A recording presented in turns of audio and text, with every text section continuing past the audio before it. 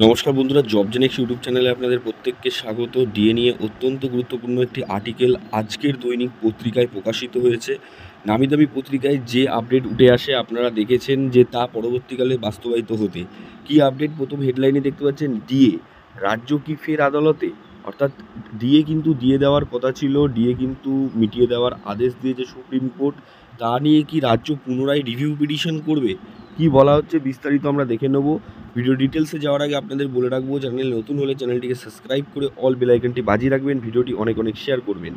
এ নিয়ে কি পদক্ষেপ করবে সরকার তার আনুষ্ঠানিক প্রকাশ এখনও হয়নি, তবে প্রশাসনের অন্দরে একটি সূত্রের দাবি করছে সুপ্রিম কোর্টের যে অন্তর্বর্তী রায় তার প্রেক্ষিতে একটি আংশিক সর্বসংখ্য আদেশ সর্বোচ্চ আদালতে দাখিল করার ব্যাপারে মনস্থ করছে রাজ্য।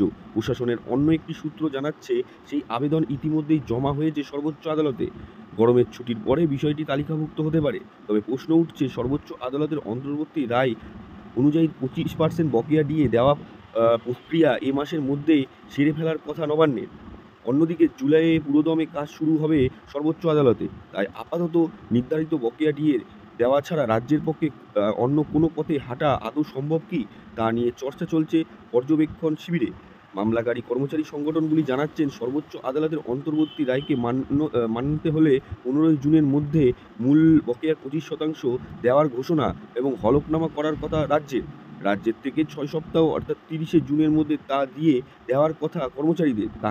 তা করতে হলে সরকারকে এককালীন প্রায় 10.5 কোটি টাকা কর্মচারীদের তথা ডিএ প্রাপকদের মেটাতে হবে। কারণ রাজ্যের সর্বোচ্চ আদালতে জানিয়েছিল রাজ্য সরকারি কর্মী এবং পেনশনারদের সম্মিলিত প্রায় 41,771 জন কোটি টাকা বকেয়া রয়েছে। কর্মচারী সংগঠনগুলি জানাচ্ছে 2009 সালে 1 জুলাই থেকে 2019 সালে 31শে ডিসেম্বর পর্যন্ত পঞ্চম বেতন কমিশনের আওতায় ওই বকেয়া দিয়ে মেটানোর কথা। পর্যবেক্ষণে একাংশের বক্তব্য 15 জুনের প্রাথমিক সময়সীমা ধরলে হাতে রয়েছে আর 3 দিন, দ্বিতীয় সময়সীমার নিরিখে আর 18 দিন। অথচ গরমের ছুটির পরে সর্বোচ্চ আদালতে কাজ শুরু করবে জুলাইয়ে। ফলে ততদিন সরকারের পক্ষে অপেক্ষা করলে পাল্টা প্রশ্ন উঠতে পারে। মূল মামলাকারী সংগঠন কনফেডারেশন অফ স্টেট গভর্নমেন্ট এমপ্লয়িজের সাধারণ সম্পাদক মলয় মুখোপাধ্যায় বলেন, এটা থাকলে বুঝতে হবে সরকার সময় নষ্ট করতে চাইছে। রাজ্য প্রশাসনিক ট্রাইব্যুনাল এর মধ্যে বিষয়টি স্পষ্ট করে জানিয়ে দিয়েছে, যা সর্বোচ্চ আদালতের গোচরে রয়েছে।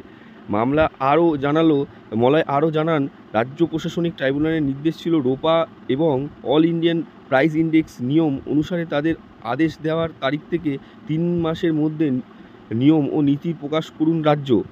তার কথায়, বকেয়া ডিএ বাবদ অর্থ কীভাবে রাজ্য সরকার দেবে তা রাজ্য সরকার জানে। তা না হলে আমরা আবারও কোর্টে যাব এবং আদালত অর্ডার অবমাননার মামলা করব রাজ্যের বিরুদ্ধে।